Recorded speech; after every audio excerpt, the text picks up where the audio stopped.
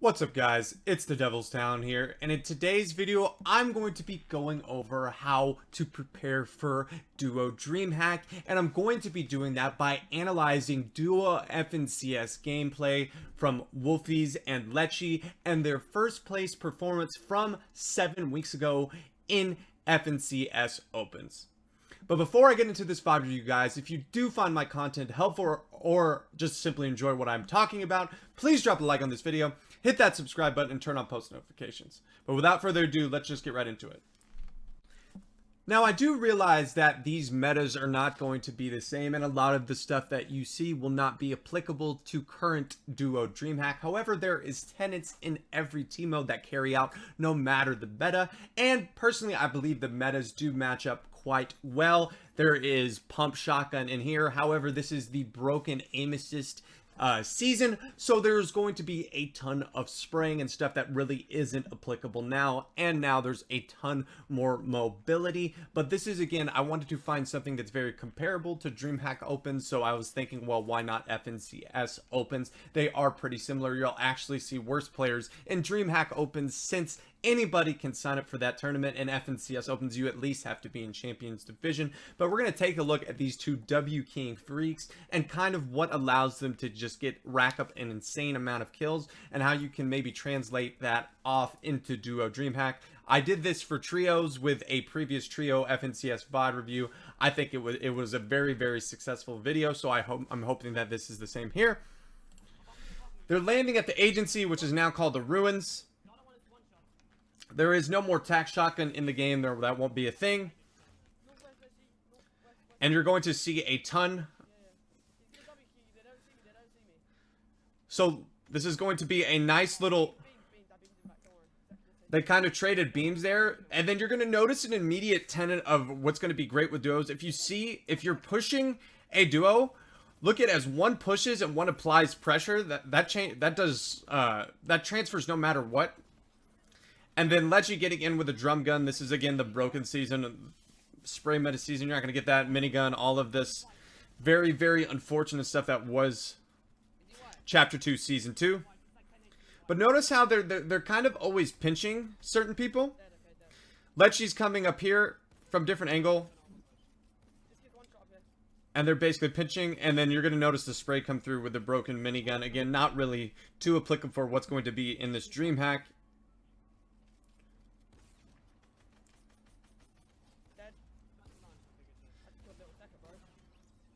He killed the little Tekka. Again, another type thing. One is trying to escape or away. This is another great tenet of duos right here, as you're going to see. Letshe's absolutely frying, but Wolfiez is helping a ton with the pressure. And with the aim assist being so broken, pre-fight damage is really broken in this particular meta.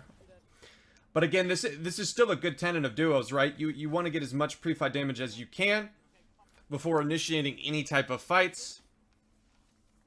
This is good awareness from Wolfiez right here, looking at this edge, looking at these guys' shambles. And then you add a little broken aim assist, and it's equivalent to free kills. This is going to be free kills all around, no matter the season. This is just being smart and looking back into zone. Good awareness. Again, 40-30 people going into fourth. So again, a very stacked lobby situation. Motion detected at the front door. And then you're seeing just the absolute brokenness of aim assist. Now, RPGs are actually a minor factor in this season, and you're going to see Wolf use that later on. I just saw one shoot off there. So just be mindful that again, is applicable. And as to reason why this weapon was extremely broken, as well as aim assist being extremely broken.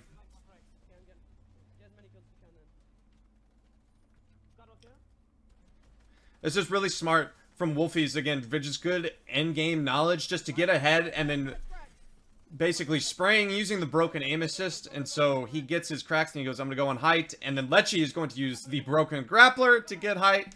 Again, which is kind of now, if you want to say grappler, the closest thing in this season to grappler is shockwaves. So basically you go for shockwave plays. Would be equivalent, just kind of broken ways to get height without really doing anything to really earn it too well. And spray through. Now, the only mobility in this season is going to be the launch pads. So, but the tenets of endgame remain the same.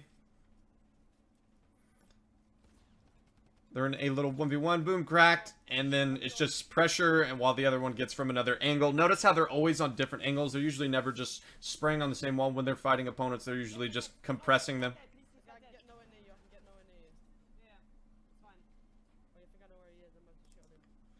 And this was also when the bug was in the game where it would show, or the points would reset. Good, look at this, another thing. It's just pinching, right? That's just a very, very good pinch. They're on two different angles, basically where the opponent has to decide to choose one way, leaving his back exposed or his front exposed.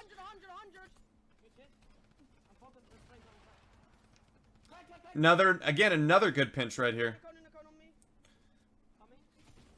Fortunately, doesn't keep his side open right there, but now moves to a much better angle, a right-hand peek. And then Letshe just cycles in with the drum. But again, look at the pinch, right? This is just the biggest thing that you can see. It's just pinching. It's converging on the opponents. As you see Letshe just coming at different angles. They're just playing, these teams that are playing so passive defensive. Look, Letche's behind here pressuring this wall. So this opponent basically has to take a 50-50 either way. More than likely isn't going to survive. And that's exactly what happens, right? He focuses on Wolfiez. And then Letshe comes in from behind and just fries them both. And then, again, combined with the brokenness of mythic weapons and drum guns. And again, that's no different also with any other season, right? You want to play, you got heavy sniped, another broken thing that's fortunately been removed from competitive. Good double box from Wolfiez to get his heals off. But it's like, you notice the best teams, I mean, Trio F and CS and EU, they landed at Stark to get, you know, Vault and broken loot. Like how he doesn't commit here. The guy steals a pad. And really good tracking between the two of them.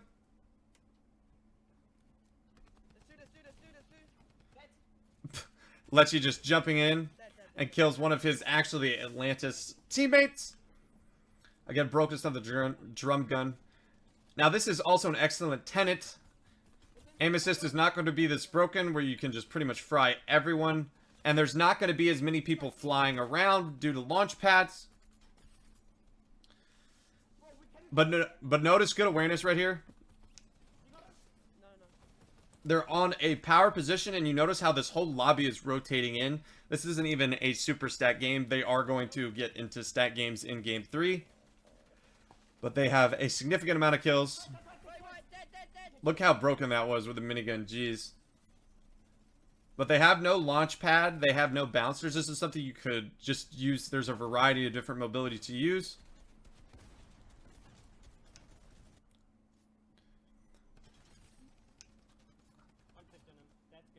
And then the brokenness of aim assist right here, there isn't much to say. I like this little, just very cautious, like, I don't know where his teammate is, so I'm going to get it.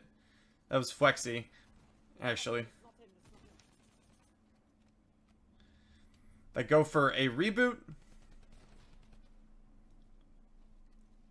Something that's kind of comparable to the heavy sniper now is, especially if your opponent's in wood, that was 7 tour for Navi.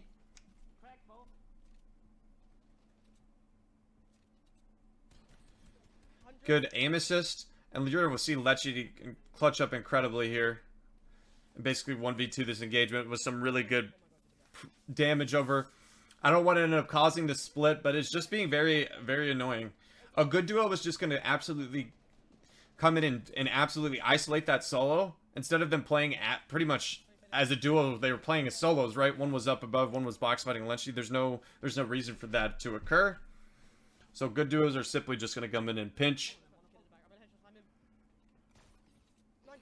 He says, I'm going to headshot snipe him and hits a body shot. At least he at least hit a shot. But look at this game, much more stacked, right? 56 going into 4th. And this is something you had to do kind of in Chapter 2, Season 2. You had to recycle launches, recycle movement. That's not something you really have to... Sometimes you can really do with bouncers is the only thing you can really recycle. Sometimes crash pad as well. But it was almost, you had to kind of, if you didn't have that launch pad, you didn't have that RNG.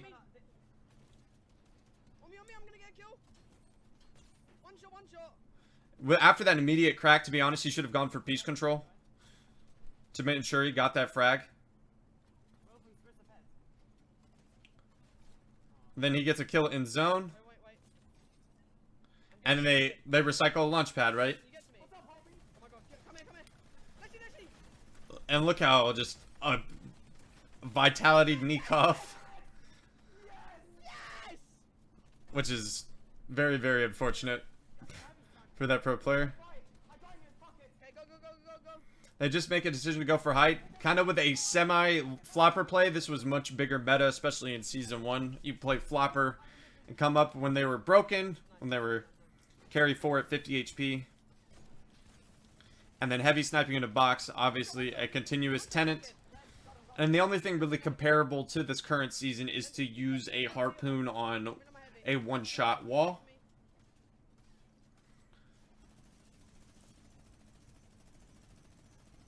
They're at 49 points right now. If I don't know if you can see next to the thing they have it actually corrected on his stream or YouTube VOD. And then a nice little pickup on Toos right there. Be careful, above you. Drop down on the kid on low. Fucking shit on him. Takes a minimal crack, and then he picks off the other people, and they get a very good victory royale. This is mainly a W King thing, but this is going to be the most thing that is like FNCS Opens. Now, you can get a RPG from a Loot Shark and Coral Cove, and then this move would be applicable. However, you're more than likely not going to get this off spawn like you did back in Chapter 2, Season 2. Good comms from Letshe right there. One shot. A true one shot. Wait, there's a shotgun on me. Kid on me. This is really good example. Piece control. Get the front wall of an immediate cone slide. No, shotgun here. Easy peasy. Good pressure with the RPG. He's double white. This is just kind of smart. Look how calm he was with that RPG or with that grenade. Same thing. Beautiful cone side and good right hand peek angle. That guy's movement was excellent. I'm so bad for that. He's one tap. And I don't know what happens here. I'm actually bad for that. Wait, what did you do? Ah, shit, son! He didn't realize. He didn't realize that He's about to kill me. I'm so bad for that. the henchman being in there just kind of scuffed things. He thought he killed him, and Letshe comes up and cleans that up. He had a really good job. It just unfortunately did not hit the shots. He had a good right hand peek, good cone slide. One tap. Good, beautiful. Again, Letshe down below. Probably died off spawn a couple times, which is going to happen landing at Mythic POIs, especially later in the tournaments. Two. One dead. One on me. That was really unfortunate, but Letshe's going to again do a great job of clutching up right here, coming from a different angle. Now, grenades, again, not being in the game. There isn't too much explosives in the game. Heading through his fucking wall. What a shitter. I'm not gonna get down. One shot. Look how just strong that aim assist was. I mean, literally just locks onto him. I'm pressing from the sides. Where is he? Just psychos in. Dead. Easy peasy. I'm nading. Needing to grab some pressure. Crack, no! Oh, you shitted him. Aim assist is just nuts. You're not going to be seeing this season in duos. Good piece control right there. Just whips his shots. He's on low. I need to. C4 again. Explosives not being a factor. Tagged him 3 times. Go away. I'm hitting. Good smart decision to go away. Shuku, really good cone slide. Gets a ton of damage. One shot. And then an immediate spray through. Really good recognition to go through the floor right there. Oh, he just ducks underneath. That's unfortunate. Good cranky right here to get height if that's something he wanted to play. Which is exactly what ends up happening. Nice little hip fire linear aim assist. Good comms, he's pocketing a big. Now you're going to see another just great pinch right here. They funnel him, basically cut him off. And then look exactly what's going to end up happening. Even if Letshe ends up dying there, Wolfiez is going to just go in there and clean that up, no problem. Low pad again, a very, very good rotational move. And then they get bush lasered.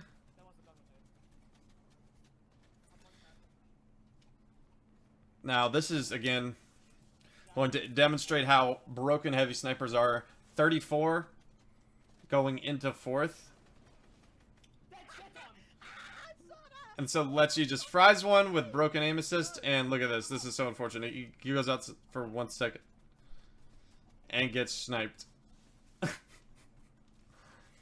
Which can absolutely happen at times. However, they are kind of more vibing than anything. That's going to be an easy qualification.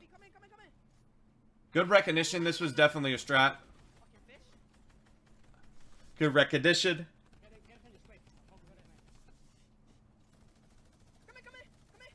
They drop one down. This is just good coordination of shots, but doesn't seem like Letshe hit his shots there. Basically just runs into Snazy. Doesn't show how far he gets. God, that aim assist is nuts.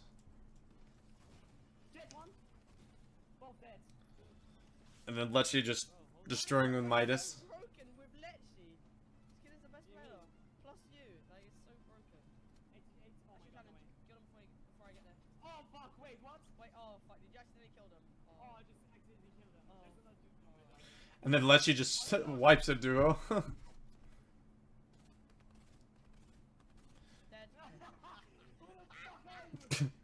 This is...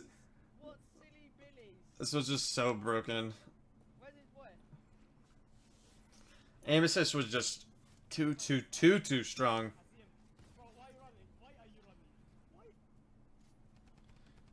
There was just a lot of just broken things in competitive. I think competitive this season really took a really good step forward with a decent loot pool for the most part.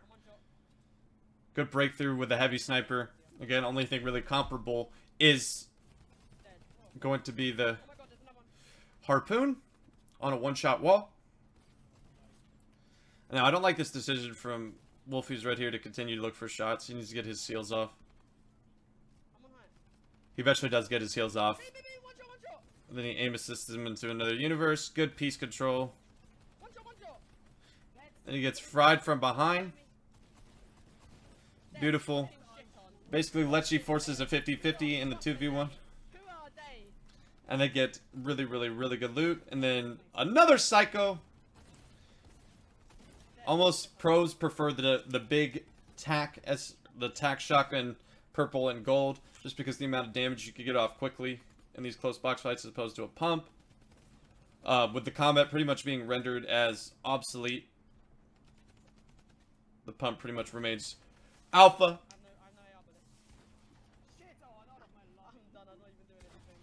Bro, Letshe is just flying around, just keying everybody. Psychos in. Letshe gets him, and then somehow Wolfiez dies, and he just psychos in. Aim assist the kid to literally 1 HP, but doesn't get it. Unfortunate. Now they're in game number 9.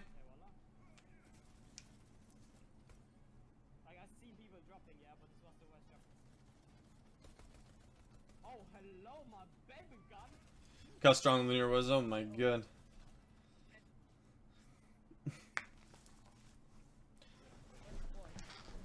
Letshe just ends up killing. Now you're going to see a Letshe 1v2. You're going to tell the skill of this player right here.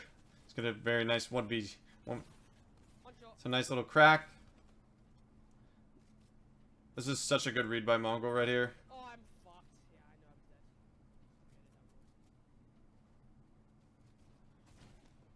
Who is it? Oh, it's fuck's sake. It has to be Mongrel. My old chat's gonna spam it now. That's Mongrel and Benji, and you're going to see the power of Midas's drum gun.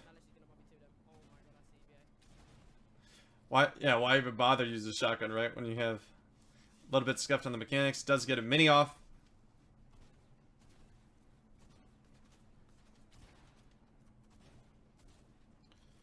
Goes and gets the finish. And now, unfortunately, due to the brokenness, just barrel stuffs him.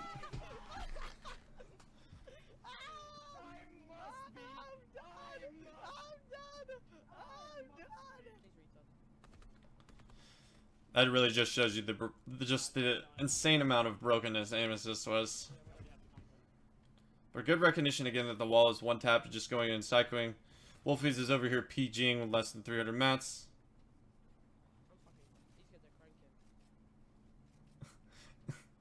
One gets sniped, and then it's like, oh, well, the dinner bells ring. And so what ends up happening, as you would expect, you would expect Letshe to just come in, and they don't have very many mats either. And look at that, oh my god, aim assist is absolutely broken.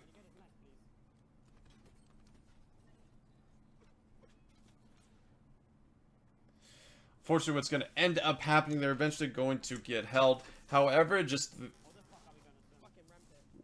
this part's of the sequence is a little bit funny, but let's just talk about it. They make a long rotate. No need to talk. They get in and he kind of gets held just a tad, and they make a decision to go push.